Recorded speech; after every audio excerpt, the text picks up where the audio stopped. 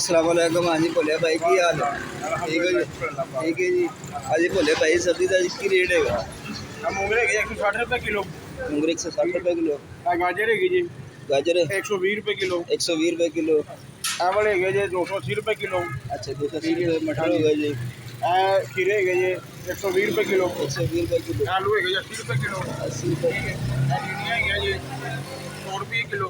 टिंडे 100 रुपये है किलो। 80 रुपये किलो। 80 रुपये किलो। बैंगन 100 रुपये किलो जी, ये भी 80 रुपये किलो जी। 80 रुपये किलो। कद्दू जो ने ये भी 100 रुपये किलो जी, ये 150 रुपये किलो जी।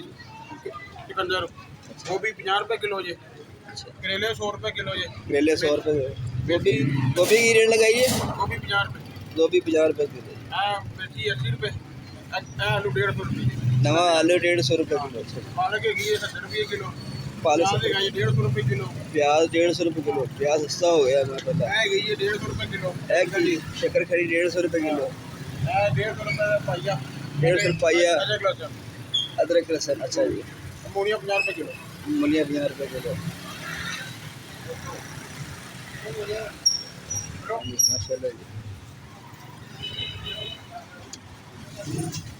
लो जी आज तो सब्जी का रेट तो नहीं लेते हैं माशाल्लाह दुकान है ये।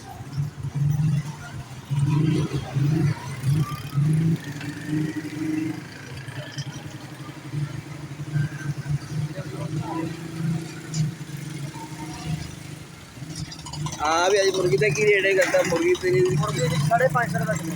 माशाल्लाह ये मुर्गी आज का रेट जी 550 किलो मुर्गी दुकान है जी माशाल्लाह जी। मुर्गी आई नहीं।